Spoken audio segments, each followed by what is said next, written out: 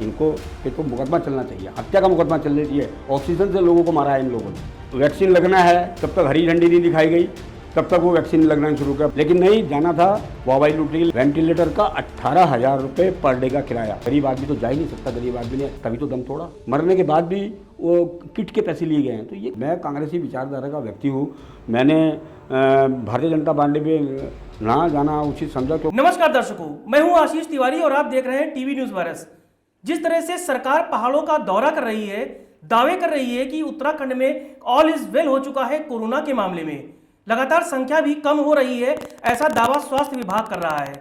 देहरादून के जो बड़े अस्पताल हैं वहां पर भी ये कहा जा रहा है कि अब कोरोना के जो मामले हैं वो कम हो रहे हैं।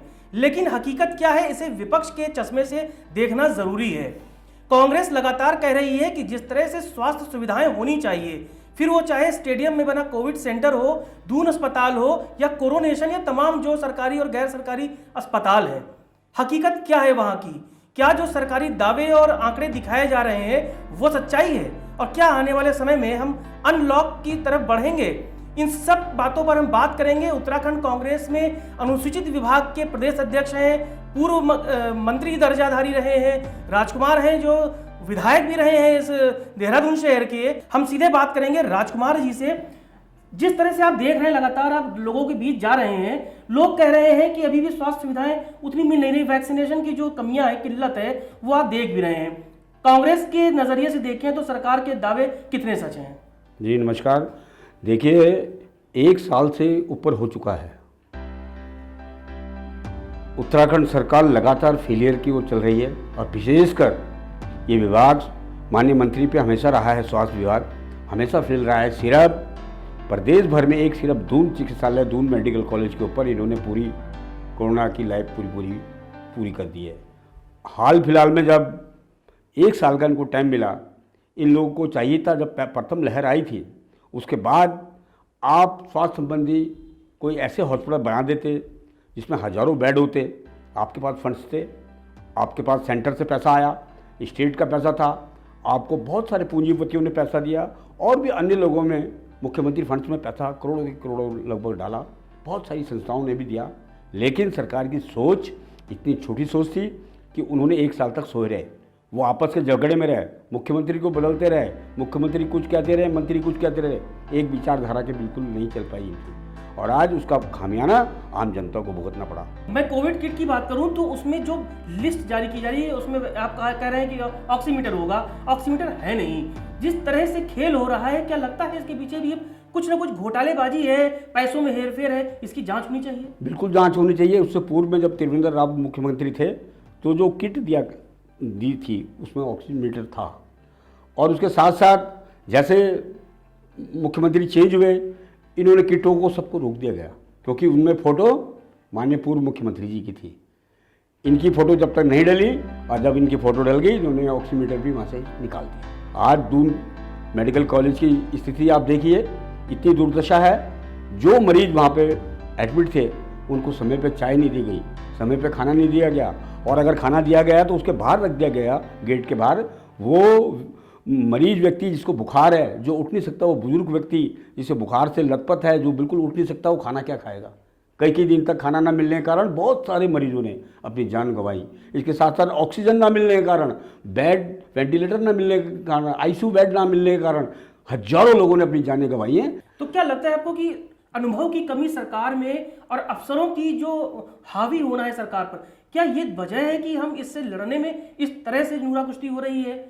कहाँ फेल हो गई सरकार? सोच छोटी है सरकार की, अनुभव भी नहीं है सरकार पे। सोच इतनी छोटी है कि काम करने की शक्ति नहीं है, क्योंकि ये सिर्फ हिंदूवाद को लेकर जीतते हैं, काम करके नहीं जीतते कभी। ये भारतीय जनता पार्टी जब भी सत्ता में आई है, हिंदू मुस्लिम को लेकर आई है, कभी काम करके नहीं। अगर इन्होंने काम करा होता तो ये 1.5 साल का जो समय, 1 सवा साल का समय मिला, एक इतना अच्छा हॉस्पिटल सरकारी बन जाता, जबकि इनके पास फंड्स थे। लेकिन इन्होंने बनाना नहीं सोचा। इन्होंने कहा कि वाह हो गया, पहली लहर गई, अब कोरोना ही खत्म हो गया, दूसरी लहर में देखो कितने हजारों लोग मरे। अच्छा, क्या वजह है कि स्टेडियम जैसे खेल के मैदान को कोविड सेंटर बनाया गया, जबकि देहरादून में बड़े अस्पताल हैं, प्राइवेट अस्पताल हैं जिनको सरकार की सरपरस्ती होती है, जॉली ग्रांट में अस्पताल है, वहाँ डॉक्टर्स की टीम है, स्वास्थ्य सुविधाएं, उन पर इनका नियंत्रण नहीं चला और खेल के मैदान को जो कांग्रेस ने बनाया था वहां कोविड सेंटर बनाया गया, जहां पर कहा जाता है कि वो सुविधाएं नहीं थी जिसे जरूरत पड़ती लोगों को, लिहाजा वहां पर डॉक्टर परेशान है, वो संसाधन नहीं है। इस कमियों को लेकर कांग्रेस किस तरह का आरोप लगाती है? मैं बार बार इसी बात को कह रहा हूँ कि ये 2-1.5 साल का समय, 7 साल का मिला, ये हॉस्पिटल बना सकते थे। आज हमारी रेड क्रॉस की बिल्डिंग है जो दून चिकित्सालय के बिल्कुल बगल में है, 4.5 साल पूर्व हमने उसको शुरू करा था हॉस्पिटल बनाने के लिए। उसमें आईसीयू भी होता, बेड भी होते और कई 100 कमरे थे जो कि वहाँ पे एक हॉस्पिटल बन सकता था, लेकिन इन्होंने 4.5 साल से उस काम को बंद करा हुआ है रेड क्रॉस की बिल्डिंग में। आज राजीव गांधी स्टेडियम को टेम्परेरी ऑक्सीजन दिया गया, वो ऑक्सीजन किस काम का? इतने लोग मर गए, उन्होंने ऑक्सीजन दिया, 20 दिन तो ऑक्सीजन में लग गए। ट्रक आ गया ऑक्सीजन का, जब तक हरी झंडी नहीं दिखाई गई तब तक वहाँ मरीजों को ऑक्सीजन देना शुरू नहीं किया, तब तक कितने लोग मर गए। अरे भाई मुख्यमंत्री जी, आप चाहते तो आप अपनी ऑफिस से ही पूरे प्रदेश भर का दौरा ना करके वहीं से ऑन कर देते, वहीं से आप उद्घाटन कर देते, सभी प्रदेश भर में ऑक्सीजन वेंटिलेटर पे शुरू हो जाते और वैक्सीन लगनी शुरू हो जाती। लेकिन नहीं, जाना था वाहवाही लूटने के लिए कि हमने फ्री में वैक्सीन दी है, और फ्री के चक्कर में यह आज ये दुर्दशा हो गई कि वैक्सीन नहीं है। आज आपने देखा होगा लाखों लोग कुंभ में आए, कहाँ से आए, कैसे आए? 31 लाख आ गए, 51 लाख आ गए, 71 लाख आ गए, करोड़ों लोग कुंभ में आए। मजबूरी क्या थी? मजबूरी क्या थी सरकार के सामने? सिर्फ जब त्रिवेंद्र जी ने कह दिया कि नियंत्रित लोग रहें और उसके बाद इस तरह से भीड़ आना, तीरथ जी के आने के बाद, क्या लगता है कि अनुभव जो था वो त्रिवेंद्र जी के साथ चला गया? नए नवेले थे, इन्हें केंद्र में बताना भी था, हिंदुत्व का चेहरा दिखाना था, इसलिए उन्होंने स्वागत किया। क्या ऐसा लगता है? तीरथ जी के आने पर, वाहवाही लूटने पर, हिंदूवाद को फैलाने पर, उन धार्मिक भावनाओं को फैलाने पर इन्होंने कुंभ ऐसा किया। कुंभ में कोई नियमावली नहीं चली, करोड़ों लोग एक साथ नहाए। अच्छी बात है, धार्मिक भावना होनी चाहिए। शिफ्टों में भी नहा सकते थे, शिफ्टों में भी कोई काम हो सकता था, नियम तो बनता कोई, लेकिन नियम की धज्जियां उड़ाई गई। आज लोगों के वेंटिलेटर का 18,000 रुपये पर डे का किराया, गरीब आदमी तो जा ही नहीं सकता, गरीब आदमी ने तभी तो दम तोड़ा। सरकारी कोई सुविधा नहीं, यहाँ 50 वेंटिलेटर हैं सिर्फ राजकीय मेडिकल कॉलेज, 50 मेडिकल वेंटिलेटर के में ही इन्होंने पूरे प्रदेश भर के लोगों को उतार दिया और कहने लगे सुविधा इतनी अच्छी हो गई, वो हो गया, ये कर दिया, वो कर दिया। वेंटिलेटर पे जगह ही नहीं थी, लोगों ने ऑक्सीजन पे दम तोड़ दिया अपना। इस वक्त कांग्रेस विपक्ष के नाते लगातार आरोप तो लगा रही, ठीक है।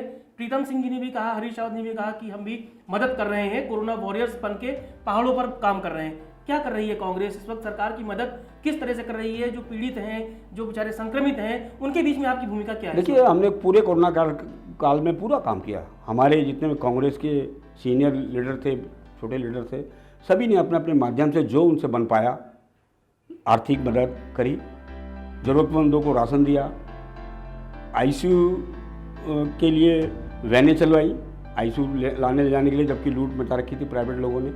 इसके अलावा पूरे पहाड़ भर में लोगों को आवागमन के लिए हॉस्पिटल में भर्ती कराने से लेकर प्राइवेट हॉस्पिटल तक ले जाने लाने में सारी सुविधाएं कांग्रेस जनों ने की। हम उनको धन्यवाद करते हैं, नमस्कार करते हैं। और इन लोगों के पास सुविधा होते हुए भी इन्होंने कभी अपनी वैन या एम्बुलेंस कभी हॉस्पिटल पे नहीं लगाई कि यहाँ से उनकी डेड बॉडी फ्री चली जाए। डेड बॉडियों के लिए भी 2,500-3,000 हज़ार रुपये दून चिकित्सालय से लेकर रायपुर कोविड सेंटर तक लोगों ने लिए हैं।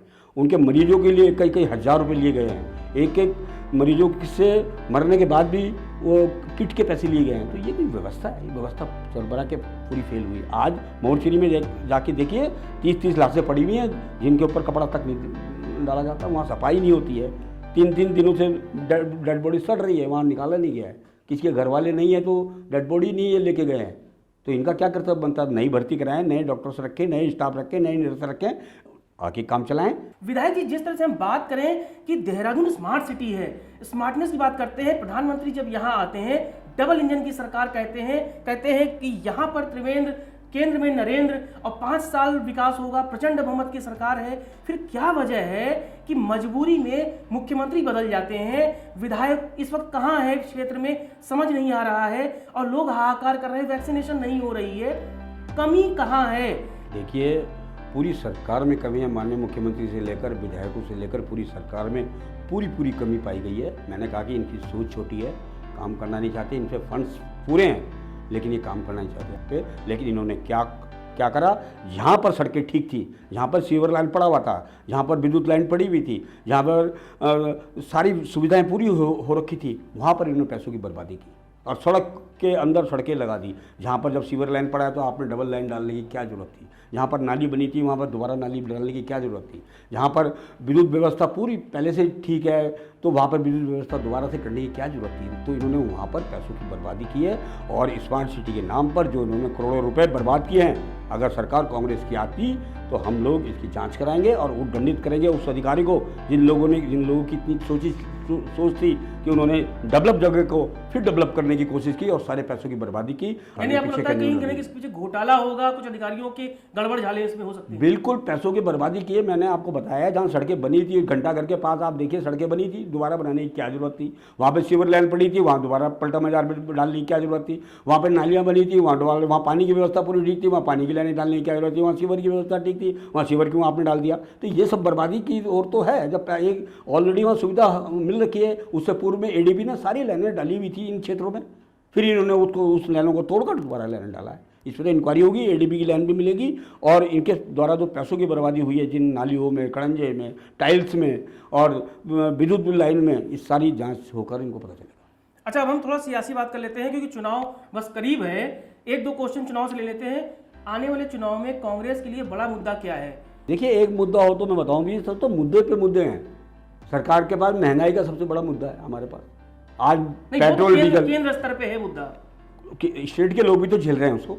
स्टेट को भी केंद्र स्तर पे भी काम आएगा, स्टेट में भी काम आएगा। महंगाई तो महंगाई होती है, तेल पेट्रोल सभी लोग भराते हैं, आटा चीनी दाल सभी लोग खाते हैं। ये स्थिति है, इनकी कोई तैयारी नहीं है। महंगाई मुद्दा है, इनकी आपस की फूट है और इसके साथ साथ प्रत्येक वर्ग परेशान है। इन्होंने जो वादे किए थे वो एक भी वादा पूरा नहीं कर पाए हैं और इसके साथ साथ जो योजना कांग्रेस ने चलाई हुई थी इन्होंने सारी टोटल बंद कर दी। मैं उसी पे आ रहा था। अब आप प्रदेश अध्यक्ष हैं, प्रदेश की जिम्मेदारी आपके ऊपर है। अनुसूचित विभाग के जरिए प्रदेश के आपने दौरे किए तमाम, क्या लगता है जो मलिन बस्तियों का मुद्दा आपने देहरादून में उठाया था, पूरे प्रदेश में तमाम मलिन बस्तियां हैं, आपने उसकी रिपोर्ट भी तैयार की थी।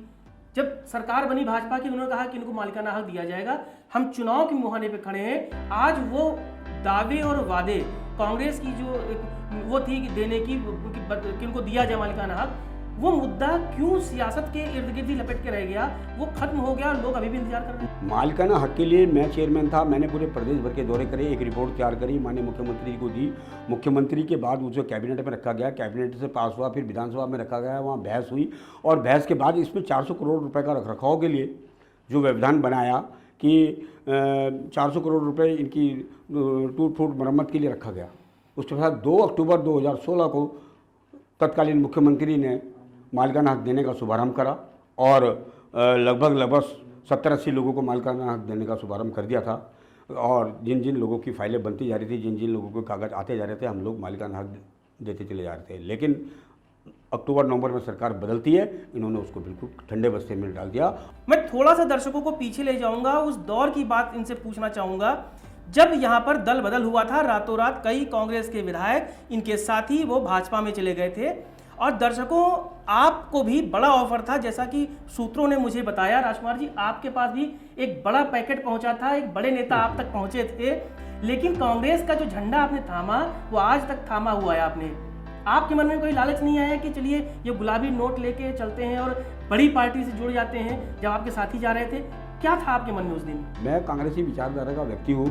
मैंने भारतीय जनता पार्टी में ना जाना उचित समझा, क्योंकि जिस पार्टी ने हमें, जो हमारे परिवार ने इतना हमें दिया, हमें पार्षद बनाया, हमें विधायक बनाया, हमें मंत्री बनाया और आज जो मान सम्मान हमें मिला है सिर्फ कांग्रेस के कारण मिला है। उन्हीं विचारधारा को देखते हुए मैंने यही उचित समझा कि मैं कांग्रेस में रहूँ, जैसा भी रहूँ। टफ था आपके लिए? मुश्किल था? हाँ, मुश्किल तो था, बहुत मुश्किल था। हमारे साथी सारे 9-10 साथी भारतीय जनता पार्टी में चले गए, आज मंत्री भी हैं और सभी विधायक भी हैं, और लेकिन हम फिर भी हार गए। हमने सेवा भाव नहीं छोड़ा और आज लगातार, चाहे जैसे मैं विधायक था तब भी मैंने वही सेवा करी थी, आज नहीं भी विधायक हूँ, वही ज़मीन पर रहकर हम लोगों की सेवा कर रहे हैं और आगे भी करने का ईश्वर से ही प्रार्थना करते हैं कि हमें ठीक ठाक रखे और आगे भी हम सेवा करते हैं।